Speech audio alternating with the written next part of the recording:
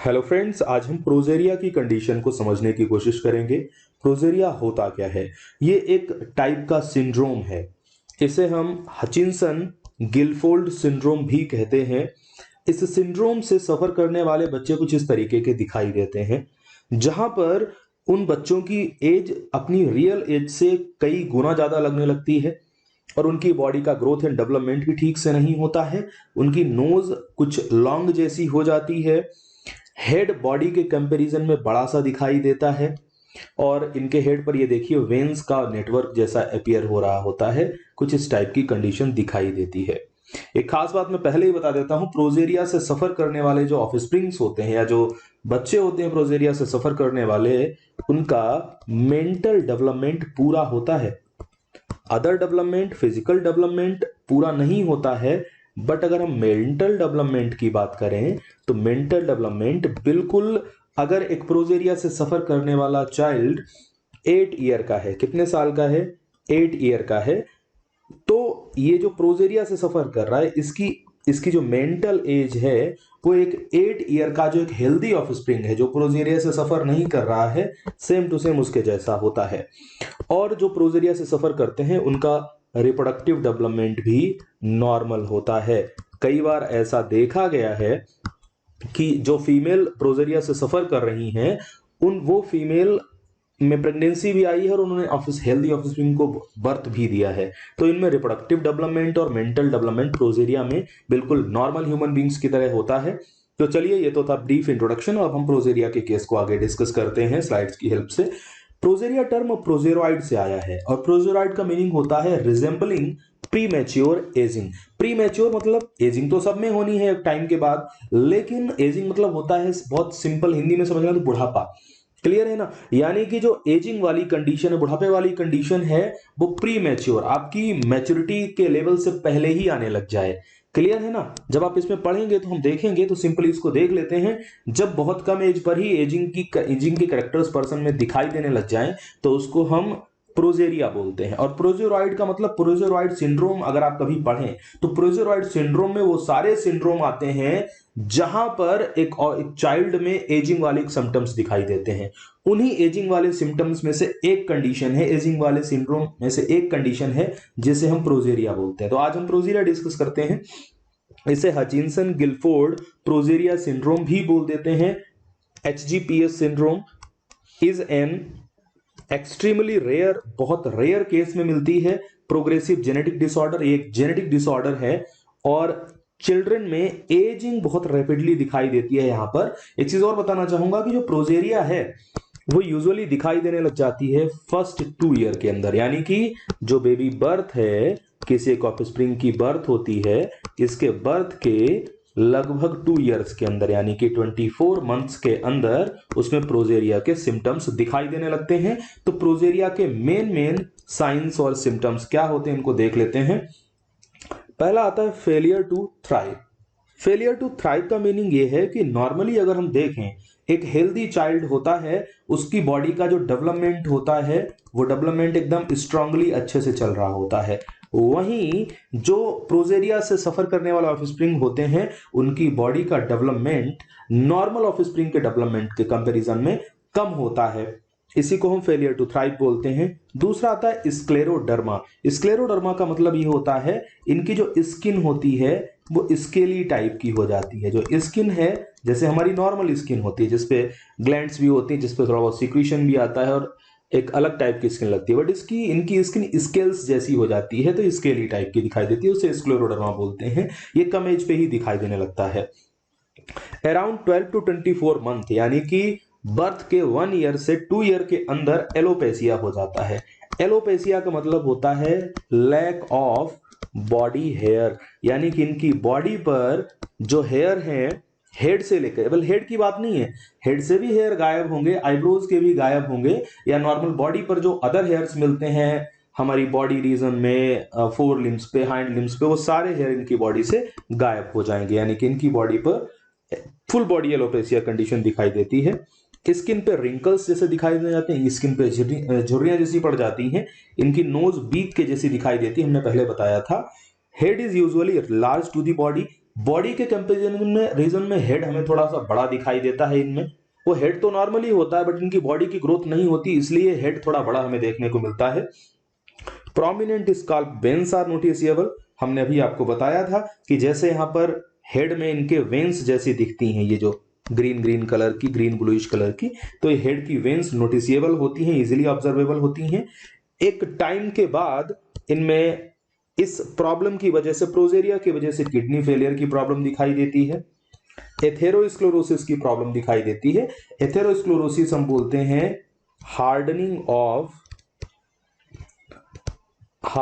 Of arteries and veins.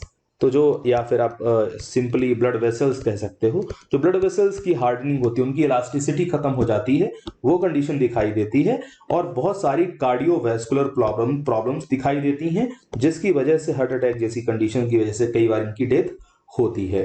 एक चीज और बता दूं, जो प्रोजेरिया वाले हैं, कई बार इनका थोड़ा मेंटेनेंस जब रखा जाता है तो वो 13 ईयर्स तक सरवाइव कर जाते हैं, कई बार 20 ईयर्स तक भी सरवाइव कर जाते हैं, बट मैक्सिमम की डेथ 20 ईयर की एज तक हो जाती है, क्योंकि इनकी बॉडी में इतनी एजिंग हो चुकी होती है कि इनकी बॉडी और सरवाइव करने के लिए कैपेबल नहीं रह पाती है। नेक्स्ट कंडीशन को देखते हैं, आखिर रीजन क्या होता है जिसकी वजह से एक पर्सन को प्रोजेरिया होती है। देखिए सिंपल सी चीज क्या है, अगर हम प्रोजेरिया के केस में देखें, सबसे पहले ये एक ऑटोसोमल डोमिनेंट जेनेटिक डिसऑर्डर है, यानी कि इसका जो जीन है वो किस पर प्रेजेंट होता है, वो ऑटोसोम पर होता है। और डोमिनेंट जेनेटिक डिसऑर्डर का मीनिंग क्या है कि जैसे अगर हम यहां पर प्रोजेरिया की कंडीशन को बता दें, जैसे किसी पर्सन में अगर दोनों ही जीन हैं कैपिटल पी प्रोजेरिया वाले, तब भी उस पर्सन में प्रोजेरिया के सिम्टम दिखेंगे। एक जीन प्रोजेरिया वाला है और एक जीन कैसा है, हेल्दी है, तो जब एक जीन अकेला इफेक्ट दिखाए तभी उसको डोमिनेंट बोलते हैं। तो अगर किसी पर्सन के ऑटोसोम्स पर ये वाली कंडीशन है तभी वो पर्सन प्रोजेरिया से सफर करेगा। बट अगर दोनों कंडीशन इस टाइप की हैं जहां पर प्रोजेरिया से रिलेटेड प्रोटीन प्रोड्यूस नहीं होती है, तो उस कंडीशन में पर्सन कैसा होता है, हेल्दी होता है। चलिए फिलहाल आगे समझते हैं। ये जो प्रोजेरिया है इसमें एक जीन होता है LMNA जीन। LMNA जीन जो होता है वो एक्चुअल में इस जीन में पॉइंट म्यूटेशन हो जाता है। क्या हो जाता है, पॉइंट म्यूटेशन हो जाता है, और इस पॉइंट म्यूटेशन की वजह से प्रॉब्लम क्रिएट होती है। पहले हम हेल्दी जीन की कंडीशन को समझते हैं। जो LMNA जीन है, ये जीन जब हेल्दी होता है, कैसा होता है, हेल्दी होता है, तो हेल्दी कंडीशन में ये जीन LMNA प्रोटीन, लैमिन ए प्रोटीन बनाता है जब हेल्दी होता है, तो जब इसमें म्यूटेशन नहीं हुआ होता है तो। क्लियर है ना।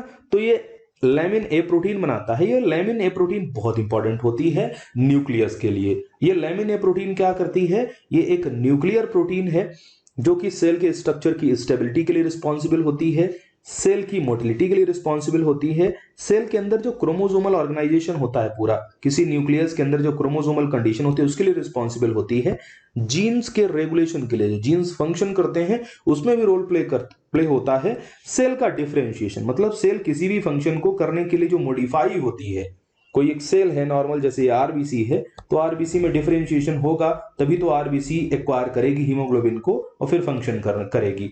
तो इसी चीज को सेलुलर डिफरेंशिएशन बोलेंगे। या किडनी के अंदर बोमेंस कैप्सूल की सेल्स हैं, तो जो बोमेंस कैप्सूल की सेल्स हैं वो उनमें डिफरेंशिएशन होगा, तभी यहां से फिल्ट्रेशन वाला नेचर आ पाएगा। क्लियर है ना। डीएनए डैमेज रिपेयर, सेल के अंदर जो डीएनए डैमेज हो जाता है न्यूक्लियस के अंदर, उसके रिपेयर में लैमिन ए प्रोटीन का रोल होता है। और जो टेलोमेयर प्रोटेक्शन है, यानी टेलोमेयर समझते हो आप, जो क्रोमोसोम है उस क्रोमोसोम की जो एंडिंग होती है, इनको टेलोमेयर्स बोलते हैं, तो इनकी प्रोटेक्शन के लिए भी ये लैमिन ए प्रोटीन काम करती है। मेनली अगर आप कहेंगे जो लैमिन ए प्रोटीन है वो सेल के न्यूक्लियर कंटेंट के लिए यूजफुल होती है। किसके लिए होती है, न्यूक्लियर कंटेंट के लिए यूजफुल होती है, और उसी की हेल्प से कहीं ना कहीं पूरी सेल को कंट्रोल करती है। अब सिस्टम क्या आता है इस चीज को समझ लेते हैं। जब किसी व्यक्ति में, जब किसी एक पर्सन में ए जीन में क्या हो गया, म्यूटेशन हो गया, लैमिन ए जीन में क्या हो गया बेटा, म्यूटेशन हो गया। अब जब इसमें म्यूटेशन हो गया, पॉइंट म्यूटेशन हो गया, तो जो प्रोटीन बनेगी वो प्रोटीन लैमिन ए प्रोटीन नहीं बनेगी। जब वो लैमिन ए प्रोटीन नहीं बनेगी तो हम इसको फिर क्या बोलते हैं बेटा, आप सिलेबस में इसको प्रोजेरिन प्रोटीन बोल देते हैं। क्या बोल देते हैं, प्रोजेरिन प्रोटीन। तो जब जीन में डिफेक्ट आ जाएगा, जैसे हम यहां पर लिख लेते हैं, जो लेमिन एलेमिन ए जीन होता है, जब इसमें पॉइंट म्यूटेशन हो जाता है तो बनने वाली प्रोटीन चेंज हो जाएगी। तो जो बनने वाली प्रोटीन, वहां पर लेमिन ए प्रोटीन बननी चाहिए थी, उसकी बजाय यहां पर जो प्रोटीन में चेंज आता है तो इसको हम फिर प्रोजेरिन बोल देते हैं। क्या बोल देते हैं? प्रोजेरिन प्रोटीन बोल देते हैं। जब वो प्रोजेरिन प्रोटीन बनती है तो वो जो लेमिन ए प्रोटीन ये न्यूक्लियर कंटेंट को रेगुलेट किया करती थी, ये वाला फंक्शन किया करती थी, ये फंक्शन नहीं हो पाता है। यानी कि प्रोजेरिन प्रोटीन न्यूक्लियस के पार्ट का कोई रेगुलेशन नहीं होने देती है, जिसकी वजह से ना तो प्रॉपर तरीके से सेल डिवीजन हो पाता है, ना ही प्रॉपर तरीके से सेल डिफरेंशिएशन हो पाता है। जब ये सारे फंक्शन नहीं हो पाते हैं, सेल्स के अंदर का अगर डीएनए ब्रेक हो जाता है तो डीएनए का रिपेयर नहीं हो पाता है। जब ये सारे फंक्शन नहीं हो पाते हैं तो अल्टीमेटली सेल डिफेक्टिव हो जाती है और जल्दी ही सेल्स की डेथ होने लगती है। क्लियर है ना? तो उसी की वजह से एजिंग के सिम्टम्स दिखाई देने लगते हैं। तो ये मेन रीजन है किसका? प्रोजेरिया का। अब चलते हैं थोड़ा सा डायग्नोसिस के लिए। नॉर्मली मॉलिक्यूलर लेवल पे डायग्नोसिस, वैसे सिम्टम्स की हेल्प से भी डायग्नोसिस होता है, लेकिन अगर मॉलिक्यूलर लेवल पे डायग्नोसिस करना है तो एलेमन ए म्यूटेशन, जो जीन है एलेमन ए, उसमें म्यूटेशन को, उसमें जो पॉइंट म्यूटेशन होता है उसको ऑब्जर्व करने के लिए टेस्ट किया जाता है, जहां पर ऑब्वियसली डीएनए प्रोब्स वगैरह यूज किए जाते होंगे। और इसका अभी तक कोई प्रॉपर ट्रीटमेंट अवेलेबल नहीं है। मैं एक चीज को पहले ही बता चुका हूं कि प्रोजेरिया से सफर करने वाले बच्चों में जो मेंटल डेवलपमेंट है वो बिल्कुल हेल्दी पर्सन की तरह होता है, और जो उनके रिप्रोडक्टिव ऑर्गन्स का डेवलपमेंट है वो भी नॉर्मल की तरह ही होता है। क्लियर है ना? तो मुझे उम्मीद है आपके टॉपिक समझ में आया होगा। धन्यवाद।